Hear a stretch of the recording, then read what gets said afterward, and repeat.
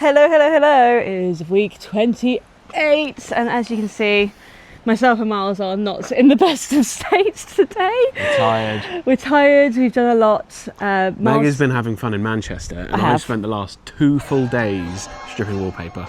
Yeah, we didn't realise quite how much work it would be to strip the front living room. And the plumber, this is how tired we are, the plasterer is coming over hopefully tomorrow to finish it off, so Miles has to do it. I'm going to do the last little bit, just come off the train for 5 hours, so a little bit dazed and confused, but let's do a run around the house and we can see what has changed this week. So I know that it has been quite a busy one in the bathrooms, and I'm very excited about that. I think we've nearly got 3 full bathrooms, so... Oh no, Miles just walked into that pipe. You know what I was doing? I was thinking about how there's a fucking thing to trip over here, which I tripped over last week. And I hit my stupid arm on the side of that instead. Oh no. I'm over it, YouTube. I'm over it. I think this is going to be less happy-go-lucky than last week. Last week's episode was very fun and silly because we just completely lost the plot. I think this week there's a bit more anger involved. Yeah, fuck the plot this week. All right, well, the big news though, which is incredibly exciting. Go on then. It's plastered, this room. Yeah. So something that my dad said to do, which he did in his house, was to let the plasterer know that they can pop in whenever they have a gap, which is actually quite a good tip because they often have like a job that takes a bit less time, a job that takes more time, and it sort of moves the schedule around a fair bit. And I think this one was because he was meant to be rendering and it's been absolutely awful weather, so he couldn't render the outside of a house. So we popped in and did this, which I didn't realise he was going to do, but luckily this room was already stripped, so he could pop in and just do it. So if you're not in a mad rush to get your house done, then give them the option to kind of fill their gaps a bit. And, you know, you might get lucky. We got lucky with it pouring down with rain, and now we have a lovely plastered living room. And my favourite bit is I really thought that we were going to lose the picture rail, but he's managed to keep it everywhere that it was up still. It's all here. There's a little bit here that's missing, but it's one straight line, so that's all right. I also need to do the architrave in here and stuff too, so that's a problem for another day. And there's a little bit over here that needs sorting out. You can see it there where it used to be. So we'll do that at some point, but it's a much smaller job to only do these little bits, and I did care about this room. He's also filled little gaps. Gap there, gap over here. It's a proper fill job.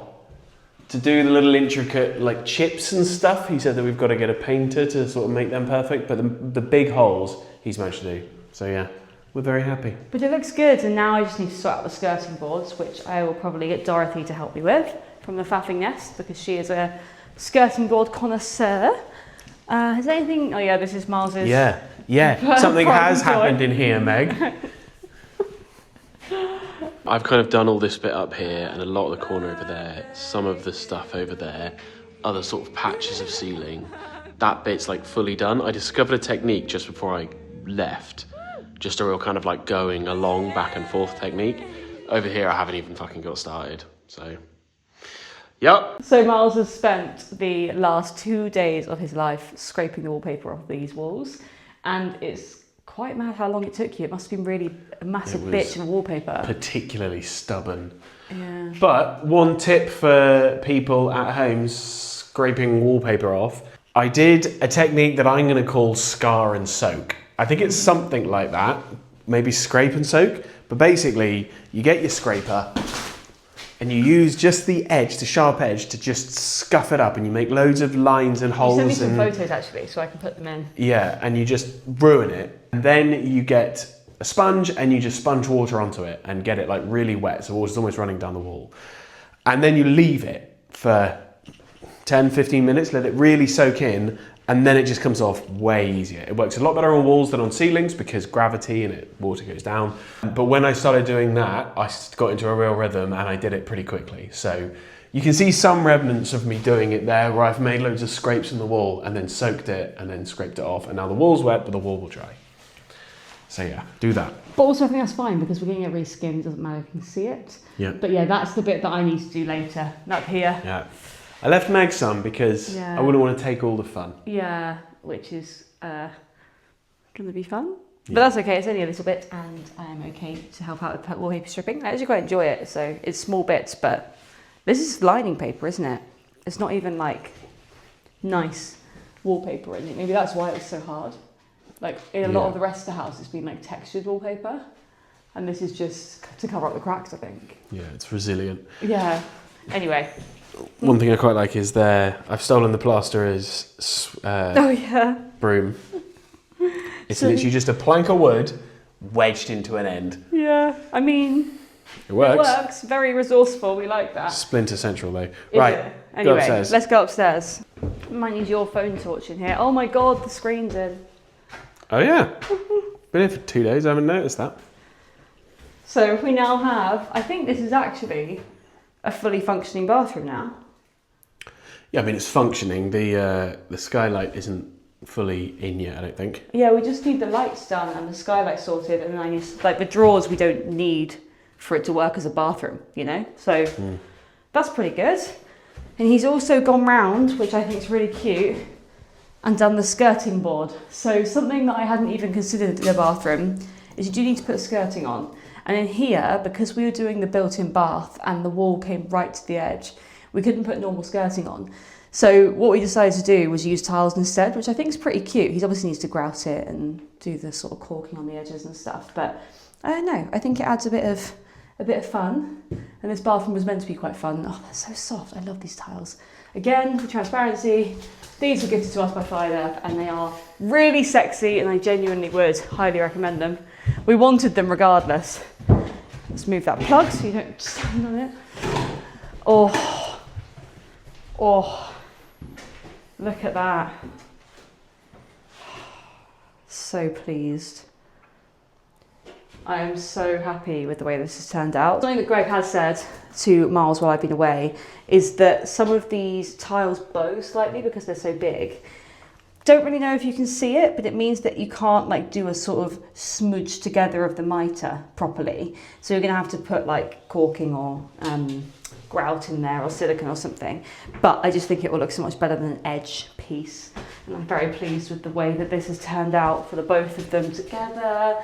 And I just can't wait for him to come and grout it. I think the fact that he's cleared it out in here means that he's gonna install the vanity and the toilet. Well, he'll install the floor, I guess, first, and then he'll install the vanity and the toilet because they both sit on the floor in here, I think. I can't remember anymore, but... I think the toilet's floating. Toilet's floating, but the sink isn't. The sink's on the floor, so I think he needs to do the floor first. And yeah, we'll have a fully functioning bathroom. He called us up and said, I'm done, but the tiles are not perfectly straight. So I've done a perfect job, but it may look like it's not a perfect job. Like maybe there or something. I mean, I think it all looks pretty perfect. There, look, that's not a perfect line from there to there. However, on the bottom of that tile, it is a perfect line. So like, actually no, that was not a perfect line. I've chosen the one tile he's done just a little bit off centre. But he got excuses in early. But I mean, I think he's done a pretty bloody good job. It feels nice. And once that's grouted as well, it'll be lovely. Basically, with these tiles and the ones next door, they're very like natural edge tiles, which is why we didn't want any of the edge work and things like that. So it's quite difficult to make them square. I think the same problem was with these. But you know what? We wanted that rustic look. That was kind of the whole point. So when Miles called me about it, I was like, as long as they're not completely like on the piss, I'm fine. They're good. Hang on, what can they be like? Good. Thank you for clarifying for the ladies and gentlemen. I don't actually know if anything else has happened, has it? Not that I've found, but No. I'm not very observant, so. Here is our vanity, which has been hiding in a box for ages. And I'm excited to see this actually, because I've never taken it out of the box, which is bad. You should always unbox everything. And we did unbox everything else, but this was like perfectly fit inside its box. And we were like, we're never getting that back in if we take it out again. But it wasn't gifted, but we got a discount on this from Nui. So I'll put a link to that down below as well. Very grateful for that. Cannot believe how many things we've been working on with different companies on this project. And honestly, if you want to start doing something like this, do it. It's definitely worth it if you're doing a renovation, because everything costs £1 million. So you may as well get a bit of a discount on it. I have just spotted something in here though. What's this? That looks like a thermostat. Oh, I think it's the zoning. So maybe this is our like heating and cooling. Oh, this must be the heat pump. Can you see it on there? Yeah, but I don't get what it's for. We're upstairs. Maybe for the radiators and the hot water.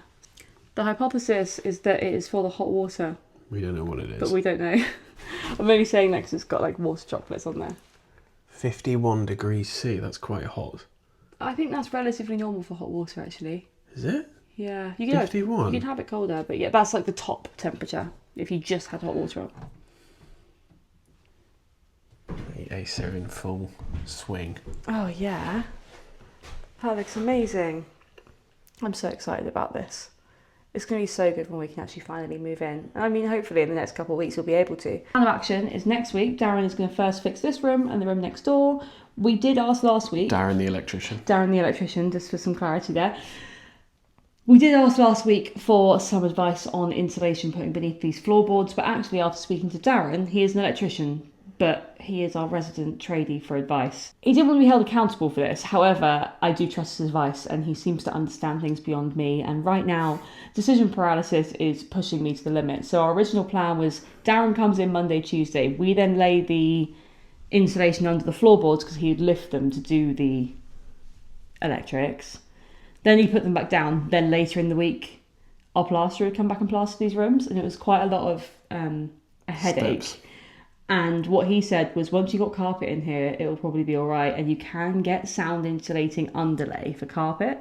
So my question now is if anyone's done that, please let me know. Because I think that's what we're going to go with now instead, which will be a hell of a lot easier and won't require us actually laying that. We still want to do it, or we still need to do it for the loft, but that's a different thing. It doesn't have all of those steps that are dictated by it. So yeah. I think that's the better bet. The loft is different insulation. All right, we are now done for the vlog, and now we're going to get on with some wallpaper stripping. By we, I mean me, because Miles has done enough of it The last already. So we're going to go do that. But I hope you have a lovely week, and if you have anything that you want us to talk about or show you or whatever, or you have any tips and tricks for us, please let us know in the comments. We would be grateful for any advice on anything we're doing, because as we said before, we still don't know what we're doing. So yeah, let us know, and Like, comment, subscribe. I'm dinging your bell. Ding the bell. See you next week.